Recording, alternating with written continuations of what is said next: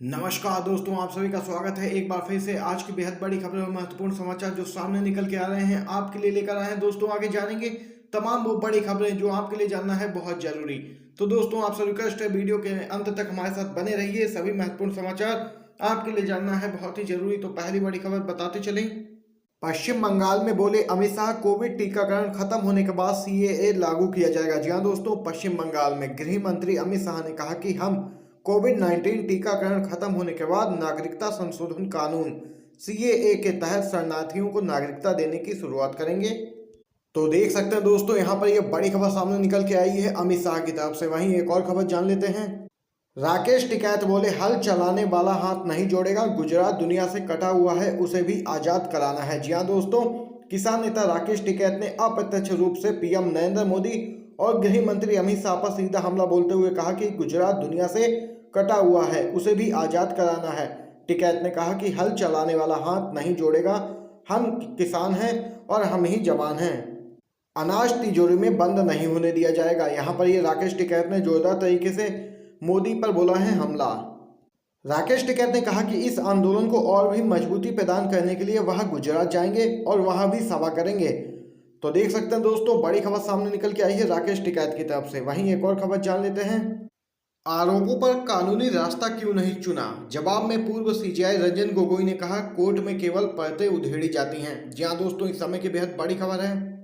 Supreme court के chief justice रहे रंजन गोगोई का कहना है कि कोर्ट में केवल परतें उधेड़ी जाती हैं, वहां आपको न्याय नहीं मिलता है। दरअसल एक कॉन्क्लेव में उनसे सवाल किया गया था कि अपने ऊपर लगे आरोपों पर उन्होंने कानूनी रास्ता क्यों नहीं चुना।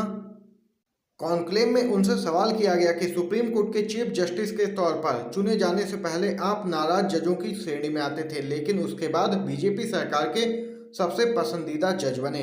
आपको राज्यसभा की सदस्यता भी उपहार में दी गई। 2 दिन पहले राज्यसभा में महिला सांसद ने आपके ऊपर आरोप भी लगाया।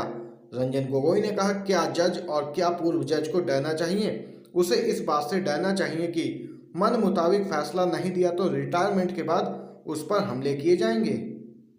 तो देख सकते हैं दोस्तों, पूर्व सीजेआई रंजन गोगोई ने यहाँ पर यह बड़ा दावा किया है कि कोर्ट में केवल परतें उधेड़ी जाती हैं, वहां न्याय नहीं मिलता है। और यहाँ पर देख सकते हैं सरकार के दबाव में काम करना पड़ता है सुप्रीम कोर्ट के जजों को भी। बड़ी खबर है दोस्तों। वहीं एक और खबर जान लेते हैं।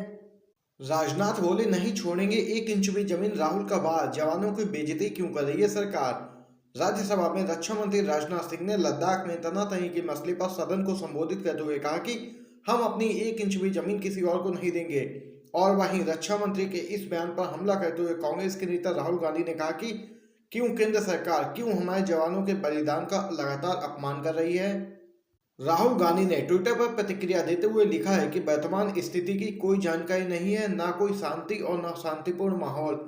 साथ ही राहुल गांधी ने लिखा है क्यों केंद्र सरकार हमारे जवानों के बलिदान का लगातार अपमान कर रही है और अपने देश की जमीन को कब्जे में जाने दे रही है। तो यहाँ पर बड़ी खबर दोस्तों निकल के आई है राहुल गांधी की तरफ से। नए कृषि कानूनों के खिलाफ लंबी लड़ाई लड़ने को तैयार किसान, सिंधु बॉर्डर पर बनाए जा रहे हैं नए टेंट। केंद्र के नए 3 कृषि कानूनों के खिलाफ जारी गतिरोध के जल्द समाप्त न होने की संभावना के बीच दिल्ली से लगे सिंधु बॉर्डर पर किसानों ने लंबी लड़ाई के लिए प्रदर्शन स्थल पर बुनियादी ढांचा मजबूत करने की शुरुआत कर दी है। प्रदर्शन का नेतृत्व कर रहे संयुक्त किसान मोर्चा ने प्रधानमंत्री मोदी की सरकार के 3 कानूनों को वापस लेने और उनकी फसलों पर एमएसपी की कानूनी गारंटी देने तक आंदोलन जारी रखने की बात कही है। और वहीं किसान मोर्चा की तरफ से कहा गया है कि वह लोग लंबे समय तक प्रदर्शन करने के लिए अपनी संचार व्यवस्था और बुनियादी ढांचा मजबूत कर रहे हैं। और वहीं मोर्चा मुख्य मंच के पास और जीटी करनाल रोड पर प्रदर्शन स्थल के आसपास सुरक्षा बढ़ाने और असामाजिक तत्वों पर नजर रखने के लिए 100 सीसीटीवी कैमरे भी लगा रहा है। बड़ी खबर है दोस्तों, अगली खबर की तरफ चलते हैं। उद्धव ठाकरे सरकार ने राज्यपाल भगत सिंह कोश्यारी को सरकारी विमान से उतारा नीचे। जी हां दोस्तों, इस समय की बेहद बड़ी खबर सामने निकल के आ रही है। महाराष्ट्र की महाविकास अघाड़ी सरकार और राज्यपाल के दरमियान रिश्तों में तल्खी आ गई है। तल्खी भी इतनी की गवर्नर भगत सिंह कोश्यारी को सरकारी प्लेन के इस्तेमाल की मंजूरी नहीं मिली, जिसके बाद गवर्नर को प्लेन से नीचे उतरना पड़ा। महाराष्ट्र में राज्यपाल भगत सिंह कोश्यारी और महाविकास अघाड़ी सरकार के रिश्ते पहले से कुछ अच्छे नहीं हैं। अभी बीते ही सोमवार को खबर आई थी कि अघाड़ी सरकार कोश्यारी के खिलाफ कानूनी कार्रवाई कर सकती है। खबर थी कि महाराष्ट्र सरकार उसके द्वारा राज्यपाल को भेजे गए 12 नामों को मंजूरी न दिए जाने के मामलों को लेकर राज्यपाल के खिलाफ कानूनी कदम उठाने पर विचार कर रही है। ये नाम विधान परिषद का सदस्य मनोनीत करने के लिए भेजे गए थे। ये नाम नवंबर में भेजे गए थे, लेकिन अब तक उसको मंजूरी नहीं मिली थी। यहाँ पर बड़ी खबर महाराष्ट्र से सामने निकल के आई है। दोस्तों एक और खबर जानते हैं। राहुल गांधी का सरकार पर प्रहार, देश को 4 लोग चलाते हैं और नाम सब जानते हैं। जी हाँ दोस्तों, कांग्रेस के पूर्व अध्यक्ष राहुल गांधी ने लोकसभा में हंगामे के बीच कहा कि देश को सिर्फ 4 लोग ही चलाते हैं और इनका नाम भी सभी लोग जानते हैं। उन्होंने सरकार पर कटाक्ष करते हुए कहा कि हम दो हमारे दो।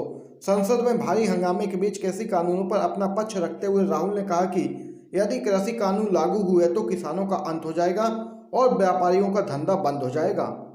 उन्होंने कहा कि किसान इस देश की रीढ़ है। राहुल गांधी ने कहा कि आपको कानून वापस लेने ही पड़ेंगे। यदि ये कानून रद्द नहीं हुए तो हिंदुस्तान के लोगों को भूखा मरना पड़ेगा। उन्होंने कहा कि ये कानून देश में जमाखोरी को बढ़ावा देंगे। कांग्रेस नेता ने कहा कि मैं बजट पर कुछ भी नहीं बोलूंगा, मैं यहाँ सिर्फ किसानों के मुद्दे पर बात करूंगा। उन्होंने कहा कि इन कानूनों के बाद देश में मंडियां खत्म हो जाएंगी, किसान कोर्ट भी नहीं जा पाएंगे और इस कानून से 2 लोगों का देश पर एक छत्र राज्य हो जाएगा। यहाँ पर बड़ी खबर राहुल गांधी की तरफ से दोस्तों निकल के आई है। एक और खबर जानते हैं। लोगों को बांटना, गुंडागर्दी करना और सीबीआई इनकम टैक्स का डर दिखाना बीजेपी का काम है, यह कहना है सीएम ममता बनर्जी का। आपको दोस्तों बताते चलें, एक बार फिर से सीएम ममता बनर्जी ने बीजेपी पार्टी को आड़े हाथों लिया है। ममता बनर्जी ने कहा कि बीजेपी सिर्फ गुंडागर्दी करती है, लोगों को बांटती है और सीबीआई इनकम टैक्स का डर दिखाती है। वहीं सीएम ममता बनर्जी ने आगे कहा कि बंगाल में कभी जाति की राजनीति नहीं हुई, लेकिन बीजेपी ने इसकी शुरुआत की है। ममता ने कहा कि बीजेपी के लोग हर धर्म को एक साथ लेकर नहीं चलते हैं और हिंदुओं को भी बांट देते हैं। पंजाब में भी ऐसा ही करते हैं ये लोग। इसके अलावा ममता बनर्जी ने कहा कि बीजेपी वालों ने बंगालियों को भी बांट दिया है। वो कहते हैं कि ये बांग्लादेश का बंगाली है और ये इधर का बंगाली है। बंगाली के साथ बंगाली को भी लड़ाते हैं। वहीं सीएम ममता बनर्जी ने 2 टूक कहा है कि बीजेपी का काम लड़ाना और बांटना है। ये अगर विकास के मुद्दे पर चुनाव लड़े तो हार जाएंगे। ममता बनर्जी ने आगे कहा कि बीजेपी वाले कोई काम नहीं करते, ये हर रोज गुंडागर्दी करते हैं, हर रोज दंगा फसाद करते हैं, सबको इनकम टैक्स और सीबीआई का डर दिखाते हैं। बड़ी खबर है दोस्तों, सीएम ममता बनर्जी ने जोरदार तरीके से हमला बोला है बीजेपी पर और प्रधानमंत्री मोदी पर भी। चलिए दोस्तों अगली खबर जानते हैं।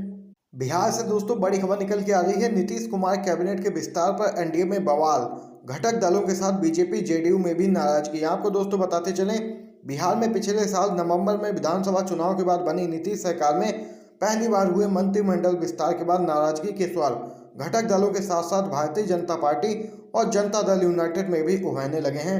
ऐसे में तय माना जा रहा है कि आने वाले दिनों में इस नाराजगी के कई नए रूप भी सामने निकल के आ सकते हैं। तो देख सकते हैं दोस्तों, 2 दिन पहले नीतीश कैबिनेट के विस्तार में 17 नए मंत्री सरकार में शामिल किए गए, जिसके बाद एनडीए गठबंधन में शामिल मुकेश सहनी ने नाराजगी जाहिर की। फिर एनडीए की सबसे बड़ी पार्टी बीजेपी से विरोध के स्वर उठे और अब जेडीयू के एक विधायक ने भी नाराजगी जाहिर कर दी है। बड़ी खबर है दोस्तों, एक और खबर जान लेते हैं। सरकार ने की है गरीबों, बेरोजगारों और एमएसएमई की अनदेखी। ये अमीरों का अमीरों के लिए और अमीरों द्वारा लाया गया बजट है, ये कहना है पी चिदम्बरम का। जी हाँ दोस्तों, पूर्व केंद्रीय वित्त मंत्री पी चिदम्बरम ने कहा कि केंद्र सरकार ने 21-22 के बजट प्रस्तावों में गरीबों, बेरोजगारों और एमएसएमई क्षेत्र की अनदेखी की है। राज्यसभा में बजट पर बोलते हुए उन्होंने कहा कि सबसे योग्य को उनके भाग्य पर छोड़ दिया गया है, गरीब, किसान, प्रवासी श्रमिक, मध्यम वर्ग और बेरोजगार। बजट में इनके लिए कोई भी नई चीज नहीं लाई है सरकार। उन्होंने कहा कि कांग्रेस ने बजट को अस्वीकार कर दिया क्योंकि इसमें गरीबों के लिए कुछ भी नहीं था। उन्होंने कहा कि सभी को उम्मीद थी लेकिन गरीबों के लिए नगद हस्तांतरण नहीं हुआ। चिदम्बरम ने कहा कि बजट में रक्षा क्षेत्र का कोई उल्लेख नहीं किया गया और इसमें अनुमानित संख्या सही नहीं है। इसके साथ ही पूर्व वित्त मंत्री पी चिदम्बरम ने बजट में गरीब तबके की अनदेखी करने का आरोप भी लगाया। उन्होंने कहा कि ये अमीरों का अमीरों के लिए और अमीरों द्वारा लाया गया बजट है। तो देख सकते हैं, बड़ी खबर है दोस्तों। वहीं एक और खबर जानते हैं। सीएम ममता का बड़ा हमला, कहा सिर्फ 2 आदमी चला रहे हैं देश, उनकी वॉशिंग मशीन में सब हो जाते हैं साफ। जी हाँ दोस्तों, पश्चिम बंगाल में आगामी विधानसभा चुनाव के मद्देनजर मुख्यमंत्री ममता बनर्जी ने भाजपा पर बड़ा हमला बोला है। उन्होंने पीएम मोदी और अमित शाह का नाम लिए बिना ही कहा कि सिर्फ 2 आदमी देश को चला रहे हैं उनकी वॉशिंग मशीन में हर काला आदमी साफ हो जाता है। दरअसल ममता बनर्जी एक मीडिया संस्थान की ओर से आयोजित कार्यक्रम में बोल रही थी।